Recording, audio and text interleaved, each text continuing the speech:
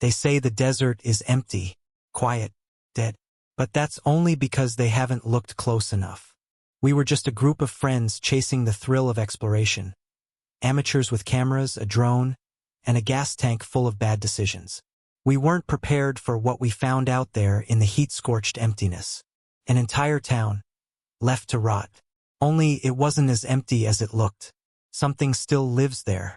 Something that watches. And waits. It all started with a map we shouldn't have trusted. Ryan found it on a dusty old forum where urban explorers posted about off-grid sites. Abandoned bunkers, forgotten mines, ghost towns swallowed by time. This place? It wasn't on any real map. Just a grainy satellite image and a user comment that read, "Desert town. Untouched. Locals are weird. Don't stay after dark." Of course, that last line was all it took to seal the deal. So we packed up for the weekend, me, Eli, Ryan, our mutual friend Casey, and my girlfriend Mariah. The plan was simple: drive out to the coordinates, film some content, crash in the van, and be back by Monday. We drove for hours, deeper into the Mojave than I thought possible. The last gas station we saw was 80 miles behind us. No cell service, no signs, just the shimmer of heat on the road and an occasional vulture circling overhead. And then, right when we were about to turn back, we saw it. The town emerged from the mirage like a memory half-forgotten. Crumbling brick buildings. A rusted water tower leaning at a slight angle. The sign out front had lost most of its paint, but we could still make out the name. Dryvale. Population 148. That's what it used to be, anyway. The main road was cracked and overtaken by sand. We rolled slowly through what must have been the town center. On either side were weathered shops, a gas station with dry pumps, a church with shattered stained glass. There were no cars, no lights, not even wind, just silence. "I don't like this," Mariah said softly, staring out her window. "It's perfect," Ryan grinned, already pulling out his camera. "This is YouTube gold." We parked near the general store, grabbed our gear, and stepped out into the heat. The air felt thick, not hot like you'd expect, but heavy, as if the whole place was holding its breath. We spent the day exploring. The buildings were worn but intact, almost like everyone had just vanished mid-step. Plates still sat on dusty tables. Clothing hung in open closets. In the diner, the daily specials were still written on the board. Chicken fried steak, 99 cents. No rot, no bones, just stillness. But that wasn't the strangest part. The strangest part was that nothing had decayed. No animal nests, no graffiti, no signs of other explorers.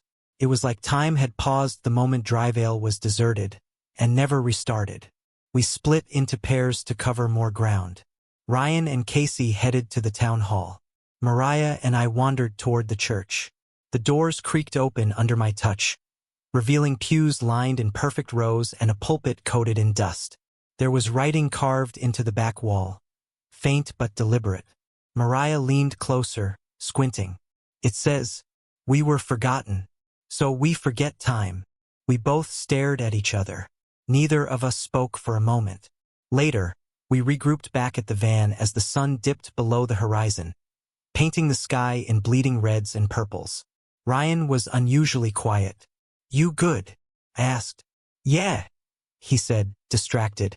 "Just the town hall. It had these paintings. Dozens of them. Faces. All the same expression. Like they were screaming."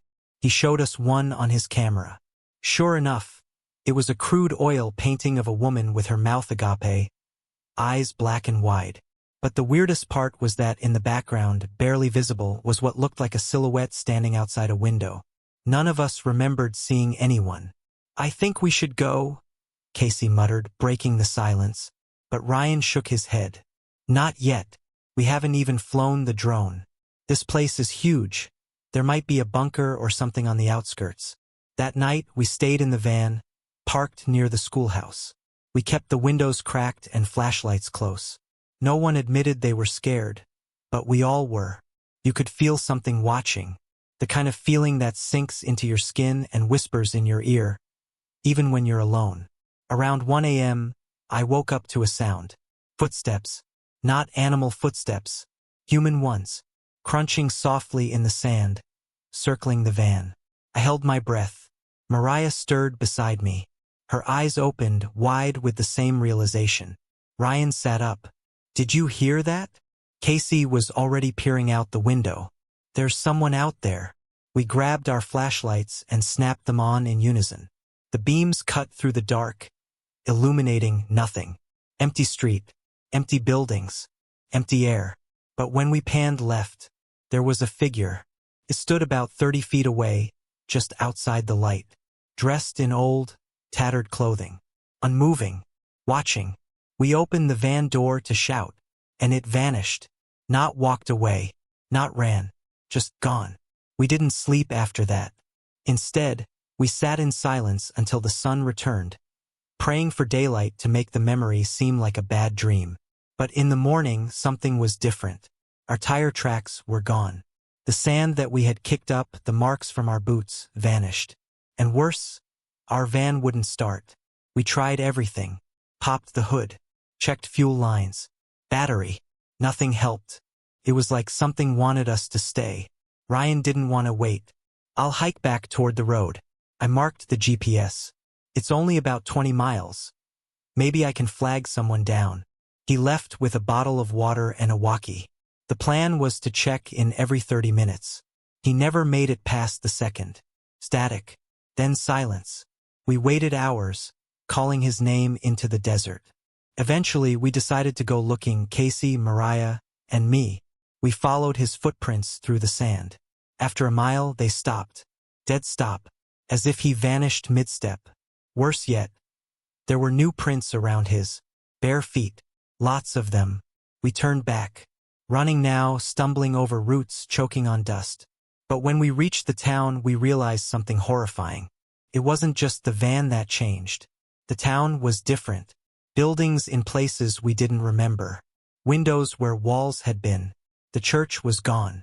This isn't possible, Mariah whispered. Then, from behind us, a voice. You're not supposed to leave. We turned. The townsfolk stood in a row, pale and sun-bleached. Eyes empty, smiling too wide. And at the front was Ryan. But something was wrong. His eyes were all black. And his voice wasn't his. You're part of Dryvale now, he said. You were always part of Dryvale. The desert doesn't give back what it takes. Not your time. Not your sanity. Not your friends. We came to Dryvale thinking it was just another abandoned ghost town. A place frozen in time. But the truth is, the town wasn't abandoned. Not really. It was waiting. And now that we had seen too much, now that we had stepped inside, Dryvale wasn't going to let us go. We froze, staring at Ryan, or what used to be Ryan. His skin looked drier, cracked, like parchment baking in the sun. His mouth moved, but the words didn't match the motion. It was as if something else was using his body to speak. You can't leave, he said again. The voice strange and doubled, like two people speaking at once. One human, one inhuman. The townsfolk behind him stood unnaturally still, their eyes sunken and black. Some wore clothes from different eras, 1950s dresses, 1920s suits, a sheriff's badge faded almost white with age. They didn't blink. They didn't breathe. Mariah gripped my arm so tightly it hurt. Casey whispered, "Back away. Don't run. Just move." We stepped away slowly, trying to make it to the alley between the general store and the post office. The figures didn't follow, but Ryan's eyes tracked us with mechanical precision. Once out of their sight, we broke into a sprint. We didn't talk. We didn't scream. We just ran, back through the maze of shifting buildings and melting streets that no longer followed any logical layout. The town had changed, reshaped itself. Landmarks were gone. New ones had appeared. The roads curved in on themselves. We passed the same boarded-up house 3 times. Casey suddenly stopped and spun around. We're going in circles. No, I said, panting. We're trapped. That word hung in the air like poison. We took shelter inside the schoolhouse.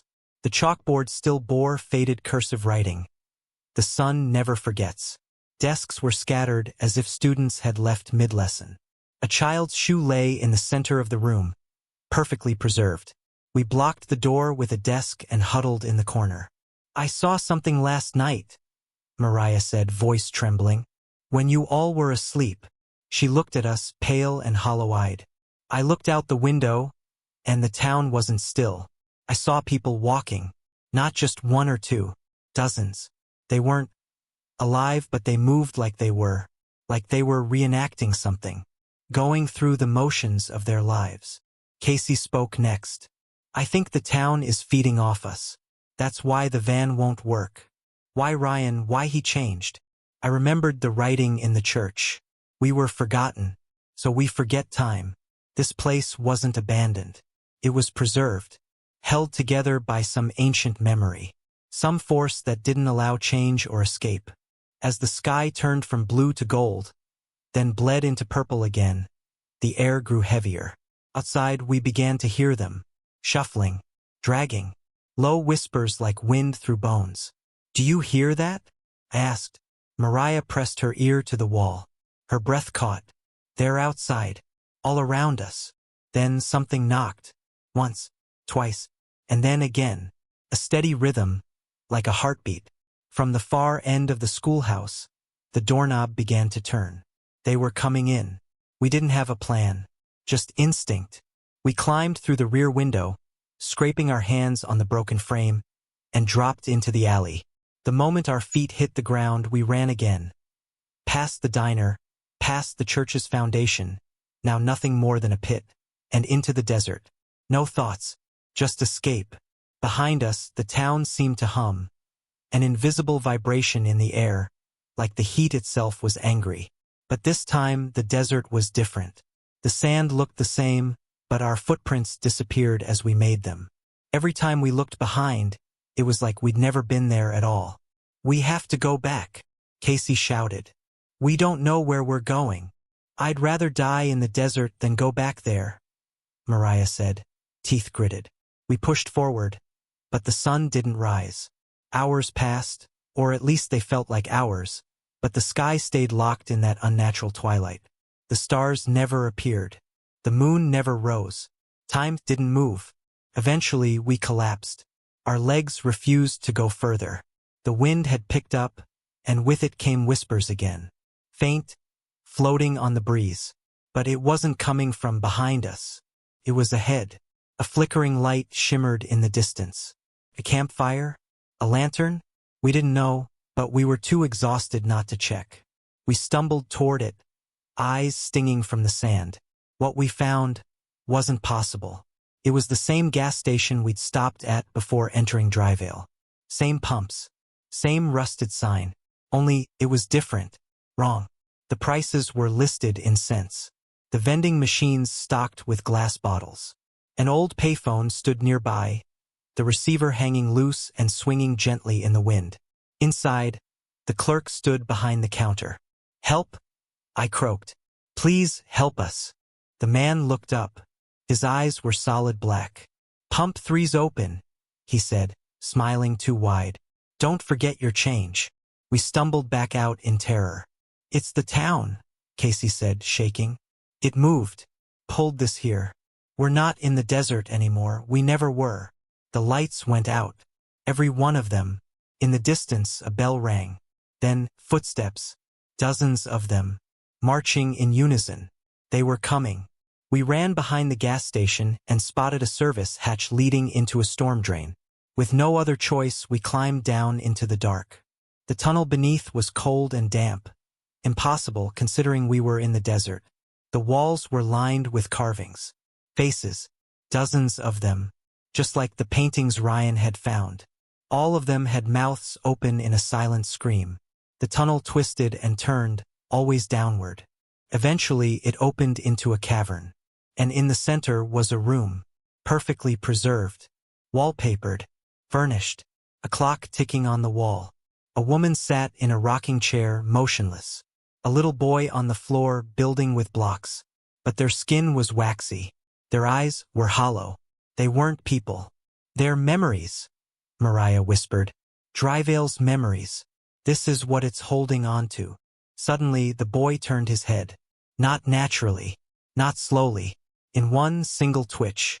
You shouldn't be here, he said. The ground split beneath us. I woke up outside the town. Alone. No Casey. No Mariah. No Ryan. Just me. And Dryvale. In the distance. Only this time the sign had changed. Dryvale. Population. 149. I walked for miles before I found the highway. A truck driver picked me up. Asked if I was all right. I didn't know what to say. Just nodded. He told me there was no town called Dryvale. That nothing was out there. Only sand. But I remember it. I dream about it. And sometimes, I wake up with sand in my shoes. And a new face etched into my memory. Mouth open, eyes black, staring through me. Dryvale doesn't just take your body. Takes your time. Your identity. Your soul. It remembers you. And if you ever go looking for it, you'll become one of its memories, too. Forever.